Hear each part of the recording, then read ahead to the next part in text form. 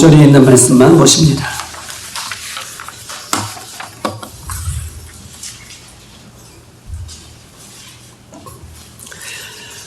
마가복음 4장 5절입니다. 우리 찾으신 줄 알고 우리 다 같이 한 목소리로 읽겠습니다. 시작. 더러는 흙이 얕은 돌밭에 떨어지네 흙이 깊지 아니하므로 곧 싹이 나오나. 아멘. 우리 6절까지 한번 읽어볼까요? 시작. 해가 돋은 후에 타서 뿌리가 없으므로 말랐고. 아멘. 오늘 이 말씀의 제목은 오늘 우리가 주보에 있는 것처럼 말씀의 뿌리를 내려라 라고 하는 제목을 가지고 우리가 함께 은혜를 나누겠습니다. 말씀의 뿌리를 내려라. 사람들은 이 죽을 때 후회하는 것이 있어요. 사람들은 죽을 때에 후회하는 것이 있는데 그 죽을 때에 후회하는 것은 내가 지금까지 이루지 못한 업적 때문에 후회하지 않습니다. 사람들이 죽음 앞에 있을 때 후회하는 것이 있는데 그것은 내가 지금까지 이루지 못한 업적과 이루지 못한 꿈 때문에 후회하는 사람은 전혀 없습니다. 후회하는 사람은 죽음 앞에서 내가 바르게 살지 못한 것 때문에 후회하더라고요. 여러분, 한 해를 뒤돌아보면 우리가 후회하는 것들이 있죠. 한 해를 뒤돌아보면서 어떤 것을 후회하냐면 내가 더 많은 사역을 못했다. 물론 이것도 후회할 수 있죠. 내가 하나님께서 주신 그 비전을 향해 나아가지 못했다. 이것도 후회할 수 있죠. 그런데 우리 인생의 한 해를 마감할 때에 대부분 후회하는 것은요, 내가 말씀대로 살지 못했던 것 때문에 후회해요. 내가 사역을 내가 더 많이 못했다. 내가 주의 뜻을 이루어주지 못했다. 물론 이것들 때문에 우리가 후회도 하는 게 있지만 한 해를 되돌아보면서 후회하는 것은 내가 말씀대로 살지 못한 것 때문에 후회를 하는 것입니다.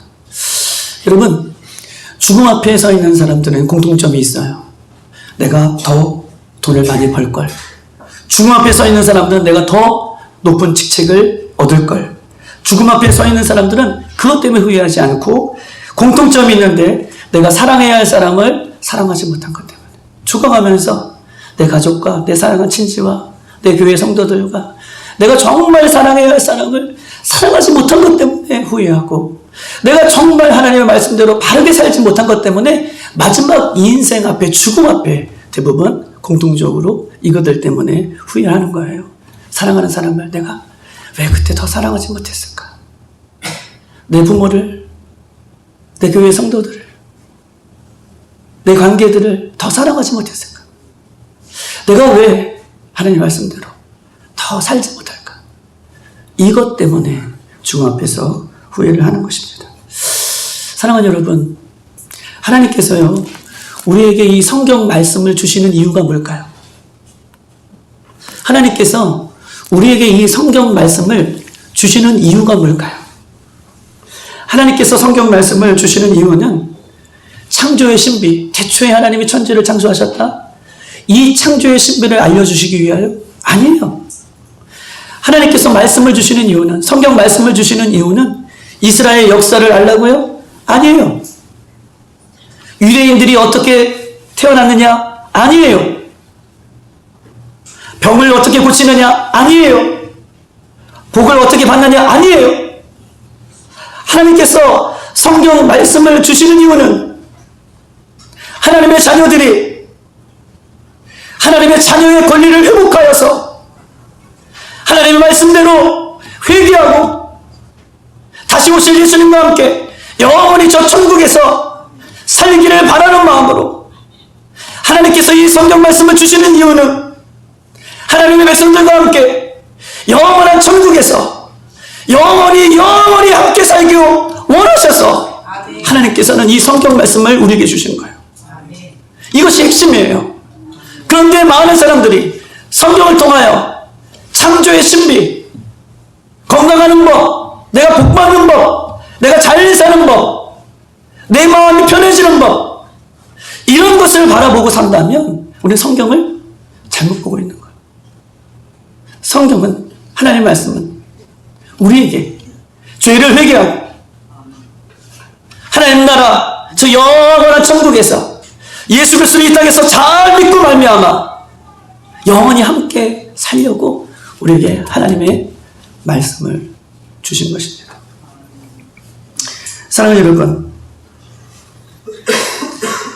사단은요, 하나님의 말씀을 온전히 믿지 못하게 예수 그리스도를 믿는 성도들과 세상의 많은 사람들에게 사단은요, 죄의 미끼를 낚싯대에 담아 어떻게 해요? 우리를 유혹하고 있다는 거예요.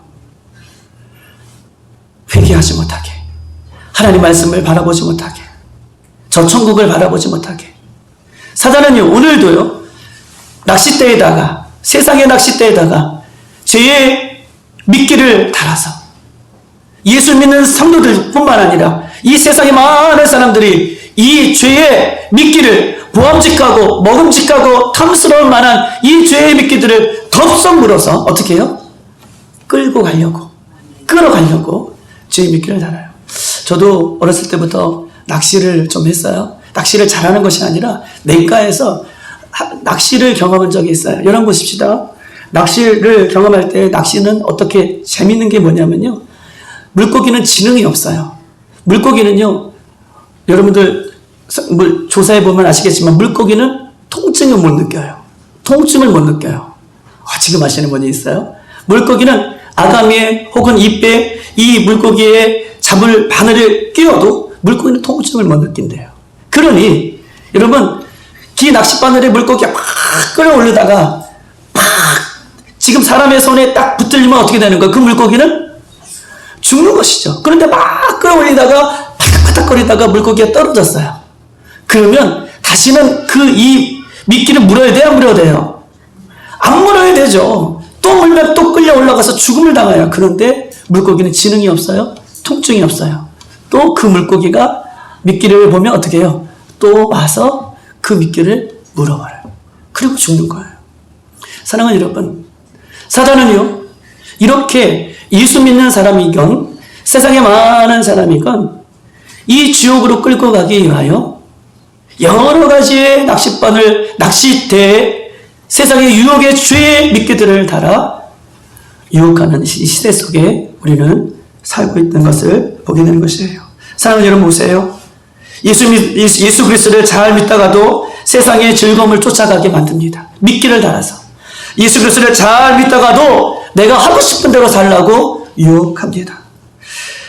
그러나요, 보세요. 내가 하고 싶은 대로, 예수 그리스도를 잘 믿다가도 내가 하고 싶은 대로, 예수 그리스도를 잘 믿다가도 세상의 유혹에 빠져서 넘어지고 자빠지고 쓰러져가 있는, 시험에 들고 있는 그 사람들에게 예수님은 불쌍히 여기셔서 그냥 그들을 돌이킬 때도 있으시지만, 그들을 회복하게 해주실 때도 있지만, 우리 예수님은요, 그들에게 시험 줄 때가 있어요. 때로는 예수님의 지팡이와 막대기로 그 인생을 풀어치시는 거예요. 왜요? 돌아오라고. 그렇게 해서라도 돌아오라고, 때로는 건강에, 때로는 물질에. 예수님이 한 번 치시면요, 그때는 사람의 그런 심판과는 달라요. 완전히 무너지는 거예요. 어디까지 무너질지는 몰라요. 그건 예수님만 아세요. 그런데 그 심판으로, 그 무너지게 하심으로 인하여 그 영혼이 회개하고 돌아오면 하나님께서는 그래도 오늘도 우리 불러주시고 우리를 안아주시고 우리를 회복시켜 주시는 분이에요. 아멘. 할렐루야.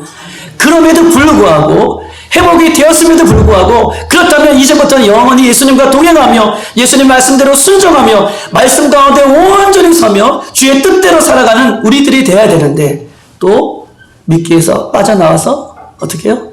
세상에서 살다가 또 죄의 그 바늘을, 미끼를 덥석 무는 그런 사람들이 너무 많다라고 하는 것을 이야기를 하고 있는 것입니다. 어떤 사람이 이렇게 얘기해요. 죄의 유혹을 덥석 물면서, 목사님, 육신이 연약해서요. 목사님, 제가 결단이 부족해서요. 아니에요. 제가 보기에는요, 믿음이 없어서 그래요. 내 육신이 부족해서요? 내 결단이 부족해서요? 아니에요. 믿음이 없어서 그렇습니다. 사랑하는 여러분, 주님은요, 말씀을 통해서 우리에게 말씀하고 계셔요. 천국에 대해서, 지옥에 대해서. 근데 보십시다. 천국과 지옥은요, 판타지가 아니에요.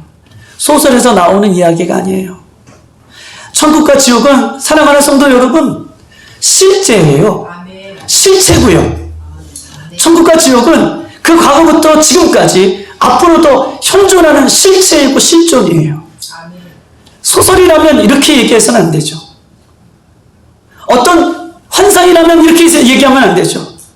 그런데 살아계신 하나님의 말씀은 천국과 지옥에 대해서 말씀하고 계시면서 그것은 소설에 대한 이야기가 아니라 판타지의 어떤 환상이 아니라 천국은 과거에도 있고 현재에도 있고 앞으로도 있는 실존이에요.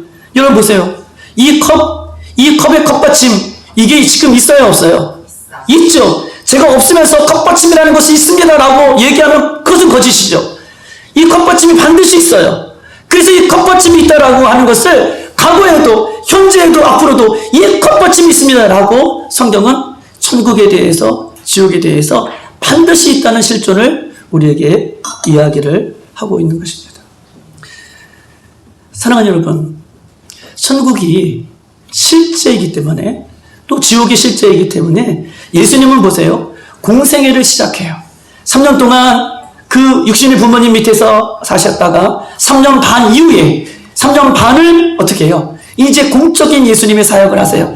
공적인 예수님의 사역을 시작하면서 예수님은 너희들에게 천국의 실체가 있는데 이것이 너무나 중요한데 또한 너희들과 영원히 천국에서 영원히 살고 싶은데 너희들이 천국에 대한 실체를 모르니 예수님은 이 땅에 오셔서 공생애를 시작하면서 가장 먼저 선포했던 게 뭐예요? 천국이에요. 천국이 가깝다. 회개하라. 이라 천국이 있다. 오늘 본문 속에서도 이렇게 얘기합니다. 오늘 마가복음 4장에서도 오늘 본문의 2절에 보면 이렇게 써 있어요. 2절. 이에 예수께서 여러 가지를 비유로 가르치시니 그 가르치는 중에 그들에게 이르시더라 라고 얘기하고 있습니다. 또 1절에는요. 큰 무리에게 이 비유를 말씀하고 계셔요. 예수님은 이 천국이 얼마나 심각한지 제자들에게도 이 천국에 대한 이야기를 할 때에 이 제자들이 천국에 대한 말씀을 깨닫지 못하니 천국을 얘기할 때마다 비유로 얘기해요. 오늘 2절에 이 비유로 너에게 얘기한다. 큰 무리들에게도 예수님을 따라오는 무리들에게도 병 고치는 것은 나중이에요. 그들의 배고픔을 해결해 주는 건 나중이에요. 그들에게 큰 무리들에게 예수님께서 말씀해 주고 싶은 것은 천국이에요. 천국. 그 천국에 대해서 예수님께서 비유로 오늘도 너무나 중요하기 때문에 오늘 본문 속에서 말씀하고 있는 것이에요. 4장 13절 한번 보십시다. 4장 13절 오늘 1절 안 했지만 13절 시작. 또 이르시되 너희가 이 비유를 알지 못할진대 어떻게 모든 비유를 알겠느냐. 예수님께서 천국을 얘기할 때마다 비유로 말씀하고 계셨습니다. 비유로 말씀하고 계셨어요. 13절 보면 이르시되 너희가 이 비유를 알지 못할진대. 이 비유가 어떤 비유예요? 천국에 대한 비유죠. 오늘 이 가시밭 또 돌밭 그 다음에 옥토 같은 밭 그 다음에 길가밭 이 밭에 대한 이 비유를 말씀해 주시는 것은 천국에 대한 이 비유예요. 가장 기초적인 비유예요. 예수님께서 뭐라고 말씀하시냐면 13절 너희가 이 비유 이 천국에 대한 비유를 알지 못하면 어떤 비유도 알지 못한다는 것을 얘기해요. 13절을 한번 보십시다. 다 같이 한번 읽어볼까요? 시작. 또 이르시되 너희가 이 비유를 알지 못할진대 어떻게 모든 비유를 알겠느냐. 너희가 이 천국에 대한 비유를 알지 못하면 아무리 다른 비유를 얘기해도 다른 것을 비유적으로 얘기해도 그 비유를 안다 모른다? 모른다는 거야. 그러니까 이 천국에 대한 비유는 모든 비유 중에서 가장 중요하고 가장 기초가 되는 비유예요. 할렐루야. 아셨죠? 이 모든 비유 중에서 이 천국에 대한 비유는 가장 기초적인 것인데 이 기초적인 천국에 대한 비유를 너희가 알지 못하면 다른 여러 가지 비유를 너희들 어떻게 알겠느냐 라고 예수님께서는 묻고 계시는 것입니다. 여러분 보십시다. 그렇다면 여러분 질문 한번 던져볼게요. 여러분 오늘 이 씨 뿌리는 비유에서 씨는 뭘 말씀하실까요? 씨. 말씀이에요.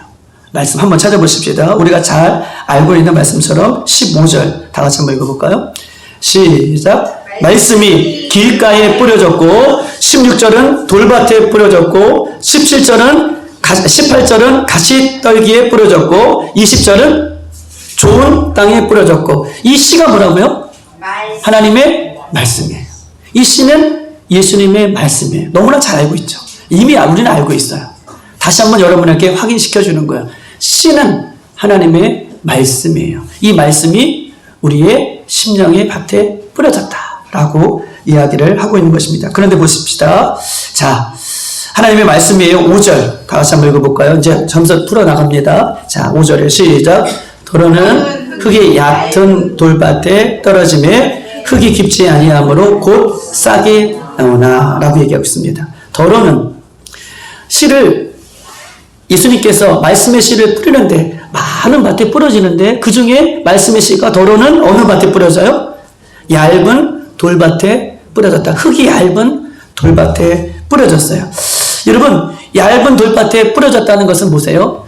이 밭에 돌들이 너무 많아요. 이런 돌들이 너무 많아요. 그런데 이 밭에 이 돌들이 없어야 되는데 돌들이 많으니 이 돌들 위에 흙이 어떻게 해요? 얇게 뿌려진 거예요. 그 얇게 뿌려진 이 돌들 있는데 얇게 뿌려진 이 흙밭에 돌밭에 하나님 말씀의 씨가 떨어졌다 라고 얘기해요. 그 다음에 계속 보십시다. 5절에 보면 흙이 깊지 아니하므로 곧 싹이 나오나. 여러분 보세요. 흙이 깊지 않아요. 흙이 깊으면 옥토와 같이 흙이 깊으면 싹이 나올 때 아주 오랜 시간 힘든 시간을 거쳐 싹이 나오는데 이 돌밭 위에 흙은 얇기 때문에 씨가 뿌려져서 곧 말씀의 씨가 싹이 쑥 이렇게 금방 나온다라고 이야기를 하고 있는 것입니다. 6절. 그런데 6절이 문제예요. 6절 한번 읽어볼까요? 시작. 해가 돋은 후에 타서 뿌리가 없으므로 말랐더라 라고 얘기해요. 해가 돋으니. 해가 돋으니. 이 얇게 뿌려진 그 돌 위에, 흙 위에 씨가 자라서 금방 싹이 나왔지만 해가 돋으니 이 뿌리가 깊지 않아서 이 뿌리가 씨앗이 뿌리를 깊게 내리지 못해서 해가 쨍하고 어려움이 닥치면 이 씨앗이 곧 말라 죽었더라. 말랐더라. 라고 이렇게 오늘 본문은 이야기를 하고 있는 것입니다. 여러분, 이 5절부터 6절까지의 해석을 10절부터 20절까지 그 해석을 얘기해 주세요. 예수님은요, 비유를 항상 말씀하시고 비유에 대한 해석까지 늘 해 주십니다. 우리 한번 그 해석을 찾아볼까요? 16절이에요. 16절. 다 같이 한번 읽어보십시다. 16절. 시작. 또 이와 같이 돌밭에 뿌려졌다는 것은 이들을 가리킴이니 곧 말씀을 들을 때 즉시 기쁨으로 받으나. 어떤 사람이에요? 돌밭에 뿌려져서 말씀의 씨가 뿌려져서 싹이 금방 나오는 이 사람들은 어떤 사람이냐면 말씀을 들을 때에 즉시 기쁨으로 받으나. 어떤 사람이에요? 여러분, 이런 사람들이에요. 여러분, 목사님 오늘 주시는 말씀 너무나 받았습니다. 제가 생각하고 있던 것처럼 너무나 똑같은 말씀을 해주시는 거예요. 너무 감동이에요. 목사님 너무나 귀한 말씀 주셔서 감사합니다. 기쁘고 즐겁고 막 행복한 제 손을 막 흔들어 제끼는 사람들, 이런 분들을 막 보시잖아요. 기쁨, 표정이 달라요. 말씀을 들을 때 보면 벌써 깨달은 이 말씀이, 예수님의 말씀이 전해질 때 이 깨달음이 오고 기쁨으로 오고 흥분으로 오고 즐거움으로 오는 사람들, 그런 분들은 벌써 얼굴이 달라져요. 그렇게 즉시 말씀을 들을 때, 말씀을 받을 때 그렇게 변하는 사람들이 있습니다. 즉시 신속하게 응답을 받는 것이요. 이 말씀 깨달아지는 거예요. 기쁘다. 감사하다. 행복하다. 와, 이 말씀이구나. 즉시 깨달아집니다. 그런데 문제는요, 즉시 깨달은 사람들은 말씀의 뿌리가 깊은 데서 나오지 않는다는 것을 얘기해요. 즉시 기쁘고, 즉시 행복하고, 즉시 즐겁고, 즉시 깨달아지고. 너무 즐겁죠. 감사하죠. 이것도 깨달았으니까. 그런데 문제가 있다는 거예요. 그 말씀의 뿌리가 깊은 데서 올라와야 되는데 그 뿌리가 얇기 때문에 오늘 이 말씀으로 인하여, 오늘 본문은요, 이 말씀으로 인하여요. 이 말씀으로 인하여 태양빛이 뜨면 이 말씀의 뿌리가 깊지 않으므로 어떻게 해요? 말라 죽는다 라고 얘기하고 있습니다. 17절 읽어볼까요? 17절 시작. 그 속에 뿌리가 없어 잠깐 견디다가 말씀으로 인하여, 어떤 말씀이에요? 주님께서 주신 말씀으로 인하여요. 이 말씀이라는 것은 이 주님께서 이 씨 뿌리는 비유를 통해서 우리에게 주신 말씀이에요. 내가 기쁘고 즐겁고 막 깨달은 말씀 있잖아요. 확 깨달아졌다. 이 말씀으로 인하여 17절 인하여 환난이나 박해가 일어날 때에는 곧 넘어진다. 이 말씀 때문에 넘어지는 거예요. 무슨 말인지 아셨어요? 기쁨으로 받아요. 즐거움으로 받아요. 목사님 감사합니다. 은혜 많이 받았어요. 그런데 이 말씀으로 인하여 말씀 때문에 그 이야기를 오늘 본문을 통해서 저 여러분에게 해 주시고 있는 것이에요. 이런 보세요. 돌과 같은 마음을 가진 사람들은요, 예수님의 말씀을 뿌려졌을 때 기쁨으로 받지만 그 심령 가운데 뿌리가 깊지 않으므로 잠깐 겨디다가 그 말씀으로 인하여 기쁨으로 받은 말씀, 감사함을 받은 말씀, 은혜로 받은 말씀, 그 말씀으로 인하여 환난과 박해가 왔을 때에 넘어진대요. 그 말씀으로 인하여 넘어진대요. 이 이야기를 여러분 하고 싶은 것입니다. 여러분, 하나님은요, 우리들에게 말씀을 주시는 분이세요. 할렐루야. 예수님은 우리에게 말씀을 주세요. 그런데요, 예수님은 우리에게 말씀을 주시는 분이시면서도 그 말씀을 테스트하시는 분이 우리 주님이세요. 그렇죠? 벌써 그래요. 고개를 끄덕이신 분들은 어떤 말씀인지 이해하셨어요. 우리 예수님은 우리에게 말씀을 주시는 분이에요. 그런데 예수님은 우리에게 말씀을 주시고 그 말씀이 잘 자라고 있는지 우리에게 테스트해 주시는 분이, 시험해 보시는 분이 우리 주님이에요. 주님은 우리에게 말씀을 주세요. 그리고 끝! 너희들 받았지? 너희들 행복하지? 너희들 즐겁지? 끝이 아니에요. 말씀을 받으면 그 말씀이 뿌리가 깊이 내려 우리의 삶 가운데에 열매가 되는지, 열매를 거두는지, 우리 하나님 그 말씀대로 살고 있는지 우리를 시험하시는 분이 우리 하나님이시다라고 하는 것입니다. 사랑하는 여러분, 아브라함은요 75세 때 하나님이 본토 친척 아비의 집을 떠나라, 창세기 12장 1절에 그 말씀을 믿음으로 받았어요. 앞으로 내가 보일 땅이에요. 지시할 땅이 아니라 정확한 표현은 보일 땅이에요. 내가 보이는 그 땅을 향하여 너가 가라 라고 할 때에 그 말씀을 믿음으로 아브라함은 본토 친척 아비의 집을 떠나갔습니다. 그런데 창세기 15장에 들어와서 그 12장이에요. 15장 1절에는요. 갑자기 아브라함이 두려움이 찾아왔어요. 여러분에게 말씀드렸습니다. 왜 두려움이 찾아온 거냐 하면 그 두려움은 누가 없기 때문에, 그에게 믿음이 없기 때문에 아니라 뭐가 없기 때문에? 자식이 없기 때문에. 창세기 14장까지는 아브라함이 소유가 많아졌어요. 롯의 연합군에 끌려가서 아브라함의 318명을 데리고 쳐들어가서 그 롯의 모든 식구들과 모든 소유물들을 다 회복하여 돌아왔어요. 그리고 나서 아브라함은 겉으로 보기에는 아무런 문제가 없어요. 그럼에도 불구하고 하나님께서 그에게 그의 민족을 크게 하시겠다라고 하는 약속의 말씀을 믿었는데 15장에 와서는 자기의 태에서 뭐가 없는 거예요? 자식이 없어요. 그래서 아브라함이 너무나 두려웠어요. 너무나 힘들었어요. 그럴 때 하나님께서 그에게 나타나셔서 뭐라고 말씀하고 계시냐면 창세기 15장에 보면 우리가 5절에 보면 이렇게 써 있습니다. 하늘에 별들이 얼마나 많은지 세어보라. 너희의 자손을 하나님께서 이렇게 많게 해주시겠다. 저는 강원도 철원에서 근무했어요. 군생활을. 여러분 강원도 철원에 가면요 밤하늘에 별이 얼마나 많이 쏟아지는지 몰라요. 셀 수가 없어요. 서울에서는 잘 못 보지만 강원도 이런 시골에 가면 밤하늘에 별이 쏟아져요. 하나님께서 그를 아브라함을 이끌고 가서 창세기 15장 5절에 그를 이끌고 가서 밤에 이끌고 가서 저 밤하늘을 쳐다봐라. 너희 자손이 그렇게 많게 해주시겠다. 라고 두렵고 떨며 있는 아브라함에게 다시 재차 약속을 해주십니다. 여러분 보세요. 창세기 15장 6절이에요. 그 하늘의 별과 같이 자손을 많게 해주시겠다라고 하는 그 약속의 말씀을 아브라함이 믿을까요? 안 믿을까요? 믿어요. 창세기 15장 6절 아브라함이 여호와를 믿으니 여호와께서 그를 의로 여기셨더라. 그 말씀을 믿어요. 아브라함이 그 하나님의 말씀을 믿으니 그 믿음을 의로 여기셨더라. 15장 6절 그렇게 써 있습니다. 믿으니 그래 너 의롭구나. 그래 의롭게 하나님께서는 그 믿음을 보시고 아브라함을 여겨주십니다. 사랑하는 여러분, 그러나 하나님은요 아브라함에게 그런 말씀을 주시고 아브라함이 그런 믿음을 갖고 있는 것에 어떻게 해요? 그래 잘했다. 여기서 멈추고 서시는 분이 아니에요. 하나님은요, 아브라함에게 말씀을 주시고 하늘의 별과 같이 약속해 주셨어요. 그리고 아브라함은 그 약속을, 하나님의 말씀을 믿었어요. 잘했구나. 여기서 칭찬해 주시는 것이 아니라 하나님은 그 아브라함의 믿음을 키워가시는 분이 우리 하나님이세요. 시험하십니다. 그 믿음이, 그 말씀을 어떻게 받았는지를 시험하시죠. 여러분 보세요. 아브라함은요, 창세기 22장에 하나님께서 드디어 말씀대로, 약속대로 독자 이삭을 몇 세예요? 몇 세예요? 100세에 주셨어요. 독자예요. 하나밖에 지금 없어요. 그 귀한 아들을 하나님께서 아브라함에게 부르셔요. 아브라함아, 너 아들 이삭 사랑하지? 네, 사랑합니다. 하나님 주셔서 감사합니다. 그 아들 나에게 번제로 드려라. 모리아의 산에 가서 번제로 드려라. 어저께 저녁에 슬픈 얘기를 제가 들었어요.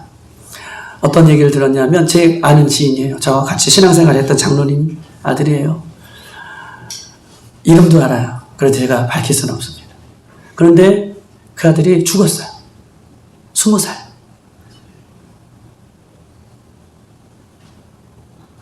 얼마나 비통한지 몰라요. 그 녀석이 요만했을 때부터 제가 알았던 친구거든요. 그리고 대학 가기 전에 멋진 모습으로 저에게 인사까지 했던 친구거든요. 그런데 어저께 저녁이에요. 내일 발인이죠. 죽었다고 연락이 왔어요. 그 아는, 장로님 아는 모든 사람들이 비통하고, 어저께 저희도 너무 깜짝 놀라서 너무 힘들었어요. 사랑하는 여러분, 아브라함이요, 아들을 드려라, 바치라, 죽이는 거잖아요. 여러분, 이 세상에요, 아들을 잃어버리고 자녀를 잃어버리는 이 부모의 심정은요, 말로 표현할 수 없어요. 남편을 잃어버리면 민망한 여러 가지 표현들이 있잖아요. 부모를 잃어버리면, 부모를 먼저 보내신 분들은 다 표현들이 있어요. 근데 자녀를 잃어버린 사람들에게는 그 이 세상에 어떤 표현이 없어요. 여러분, 자녀를 잃어버린 사람들이 뭐라고 표현해요? 없죠. 그만큼 부모의 심정은요, 어렵기 때문에, 힘들기 때문에, 그것을 표현할 수가 없는, 단어로 표현할 수 없기 때문에 이 세상에 자녀를 잃어버린 부모의 심정을 표현하는 단어가 없어요. 그런데요, 하나님께서 주신 그 귀한 아들을, 100세에 주신 그 귀한 아들을 하나님께 직접 아브라함이 죽여서 나에게 번제로 드리라고 얘기해요.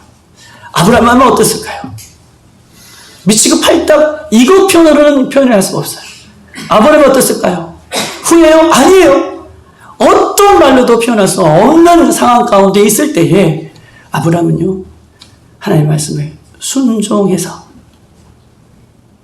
자신의 아들 독자 이삭을 모리아 산에 결박하고 칼로 내려치는 순간에 하나님께서 아브라함을 급하게 부르십니다.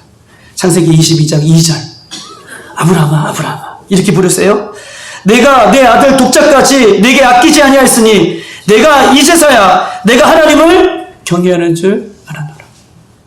하나님은요, 아브라함에게 진작 말씀해 주셨고, 아브라함은 창세기 12장에도 15장에도 하나님을 믿었어요. 그런데 그 믿음이, 그 하나님의 말씀을 받는 그 믿음이 얼마나 어떻게 해요? 귀한 말씀인지, 뿌리가 깊은지, 하나님은 창세기 22장에 사랑하는 아들을 바치라 라고 하는 그 말씀에, 그가 하나님을 믿으니, 온전히 믿으니, 그리고 그 말씀대로 자녀를 바칠 때 하나님은 그 믿음을 보시고, 이제서야 내가 하나님을 경외하는 줄 알아라.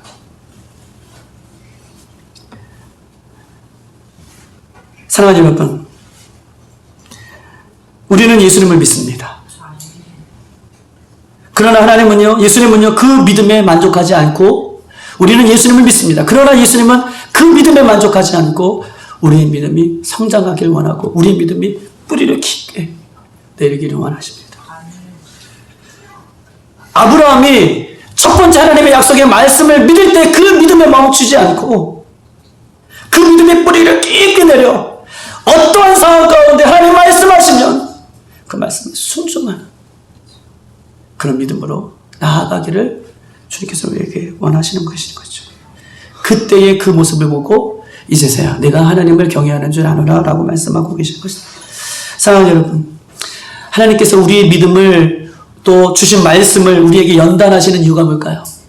하나님께서 우리에게 주신 말씀이 있어요. 약속의 말씀 믿어요? 그 말씀에 그치지 않고 우리에게 연단하시고 그 말씀을 주신 말씀을 우리에게 시험하시는 이유가 뭘까요? 그 이유는요, 진짜와 가짜를 가려내기 위해서요. 하나님께서 우리에게 말씀을 주셨어요. 우리가 그 말씀을 믿어요. 근데 믿은 것에 그치지 않고 우리의 말씀이 뿌리를 깊게 내릴 수 있도록 우리를 때로는 시험하시고 연단하시는 이유는 우리의 믿음이 하나님께 주시는 그 말씀이 진짜로 우리를 받기 위해서, 우리가 진짜로 그 믿음을, 그 하나님의 말씀을, 하나님의 예수님께서 주시는 그 말씀을 진짜로 받기 위해서, 진짜 믿음을 우리에게 소유하기 위해서 하나님께서 우리를 시험하신다는 거예요. 그러니 그 시험은요, 우리에게 유익인 거예요. 우리에게 감사한 거죠. 내가 내 안에 거짓된 것을 어떻게 해요? 다 끊어내고 진짜 믿음을 우리에게 주시기 위하여 하나님께 우리를 시험하고 계시는 것입니다. 진짜와 가짜를 가려내게 하는 거예요. 하나님은 하나님의 자녀에게 진짜 믿음을 주시기 위해 연단하십니다. 여러분, 욥기 23장에 있는 말씀을 우리가 잘 알고 있어요. 784쪽 한번 찾아보십시다. 784쪽. 욥기 23장.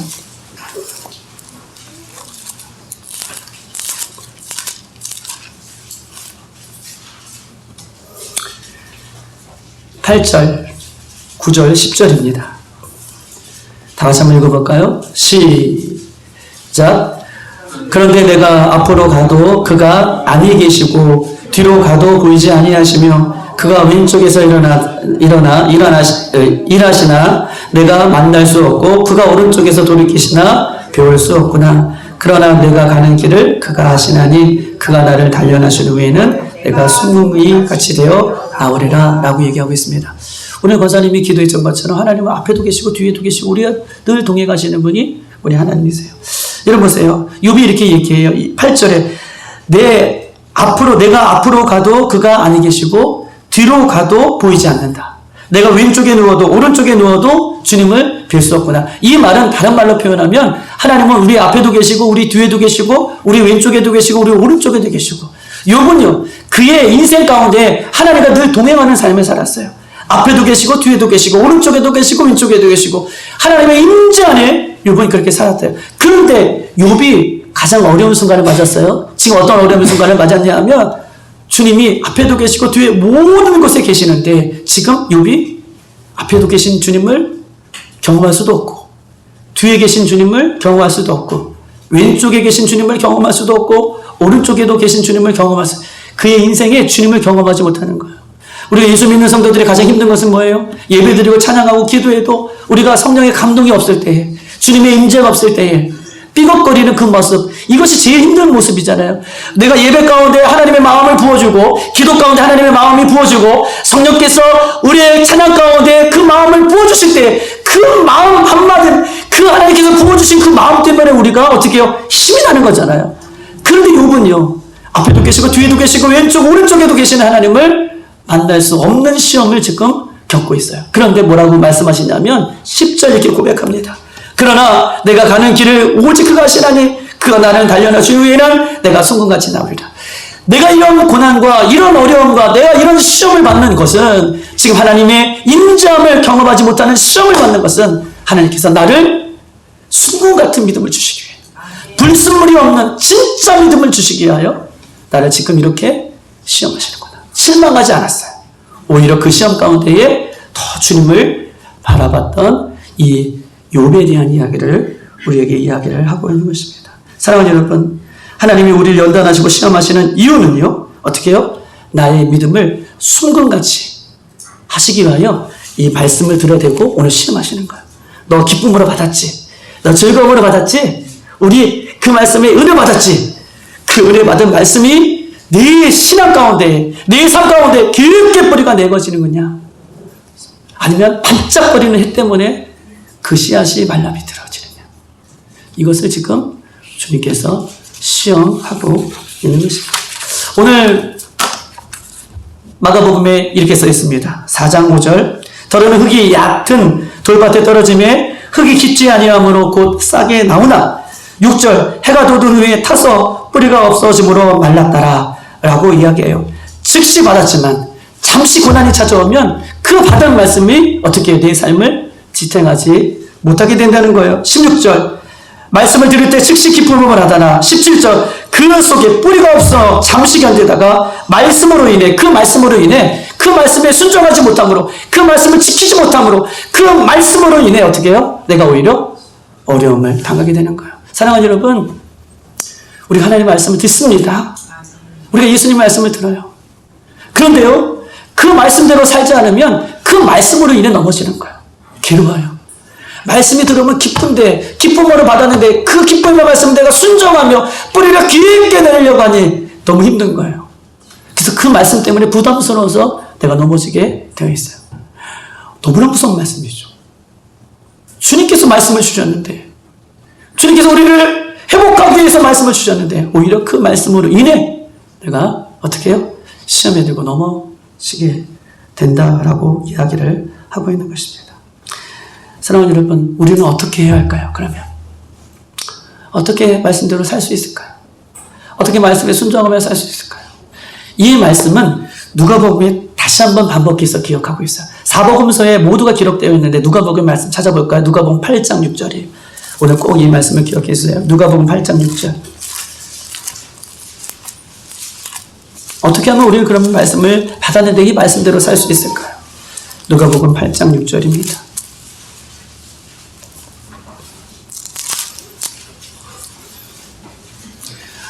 우리 먼저 찾으신 분이 한번 읽어주시면 좋겠습니다. 8장 6절이에요. 그러는 좋은 땅에 떨어짐에 다소 백배의 결실을 하였느니라. 이 말씀을 하시고 잊으시되 들을 귀 있는 자는 들을지어다. 아멘. 8장 6절 누가복음. 그러는 바위에 떨어짐에 싹이 났다가 습기가 없으므로 말랐고. 아멘. 오늘 본문에 보면 마가복음 4장 5절에는 흙이 얕음으로 어떻게 해요? 뿌리가 깊이 내리지 못했다라고 써 있어요. 그런데 똑같은 말씀을 오늘 누가복음 8장 6절에는 더러는 바위에 떨어짐에 싹이 났으나 뭐가 없어요? 습기가 없으므로 똑같은 말씀을 하나는 흙이 얕아서 뿌리가 깊게 내리지 못했다라고 얘기하고 있고 오늘 누가복음 8장 6절에는 습기가 없으므로 말랐다라고 얘기해 뿌리를 내리지 못한다라고 이야기를 하고 있는 것입니다. 여러분, 씨앗이 싹이 트고 뿌리를 내리기 위해서는 뭐가 필요해요? 반드시 물이 필요해요. 습기가 필요합니다. 여러분, 이 습기가 뭘까요? 기도하는 것 가운데 이 습기는요, 제가 오늘 주님께서 주시는 마음은 이 습기는 눈물이에요. 맞아요. 눈물이에요. 하나님 말씀을 주셨는데, 하나님, 예수님, 천국에 대한 말씀을 주셨는데, 내가 그 말씀이 내 심령 안에 뿌리를 깊게 내리지 못하는 그런 세상 속에서 여전히 내가 살고 있고 하나님의 말씀을 예수님의 말씀을 실천하지 못하며 살고 있습니다. 주님 용서해 주세요. 주님 제가 이렇게 살았습니다 라고 회개하며 주님 앞에 눈물을 뿌릴 때에 그 눈물들이 모여서 어떻게 해요? 그 눈물 속에 하나님의 말씀의 씨가 깊게 뿌리가 내리고 그 싹이 나고 열매를 걷게 하시는 것이 눈물이에요. 주님 앞에 나올 때마다 그냥 나와서 주님을 부르는 것이 아니라 내가 한 주간 하나님 말씀대로 살지 못했습니다. 회개하고 통회하고 자복하며 눈물을 흘릴 때에 그 눈물 속에 하나님 말씀이 들어가서 씨가 되고 뿌리가 내리고 열매가 되고 줄기가 자라서 결국은 우리를 성장하게 하는 거예요. 여러분, 습기가 눈물이 회개의 기도가 우리를 하나님 말씀대로 성장하게 하고 뿌리를 깊게 내리게 하는 가장 중요한 요소라는 것을 성경 우리에게 이야기를 하고 있는 것입니다. 하나님은요, 성령님을 통해서 우리에게 말씀을 깨닫게 하십니다. 그럼에도 불구하고 내 삶 가운데 말씀을 멀리하고 살았다는 거, 말씀대로 살지 않았던 거, 기도해라, 성경 읽어라, 순종해라, 사랑해라, 용서해라, 예배하라, 말씀대로 살지 않았던 거, 그거 가지고 나와서 주님 앞에, 십자가 앞에 예수님의 이름을 부르며 통회하며 눈물 뿌리며 회개하는 그 눈물을 통하여 씨앗이 풍성하게 뿌리를 내리게 되는 것입니다. 내가 말씀대로 살지 못했구나. 내가 순종하지 못했구나. 내가 기도하지 못했구나. 내가 예배하지 못했구나. 사랑하는 여러분, 요즘 성도들은 죄송하지만 너무 약해져 있는 것 같습니다. 저도 마찬가지예요. 아이, 목사님 건강 때문에요. 목사님 남편 때문에요. 목사님 아이들 때문에요. 손주들 때문에요. 직장 때문에요. 학업 때문에요. 너무 멀어서요. 바빠서요. 약에 취해서요. 내가 말씀을 지키지 못한다고 얘기해요. 예배하지 못한다고 해요. 말씀대로 살지 못한다고 얘기해요. 여러분, 그 마음 가지고 주님 앞에 나와 기도할 때 주님께서 우리에게 말씀대로 살아갈 수 있는 능력을 주세요. 그때의 말씀이 내 안에 역사하는 거예요. 그때 내 안에 풍성한 열매를 맺는 거예요. 그때 비로소 우리가 말씀의 뿌리를 깊게 내리는 것입니다. 눈물의 기도가 내 신앙을 건강하게 하는 거예요. 아멘. 눈물의 기도가 내 신앙을 튼튼하게 하는 것입니다.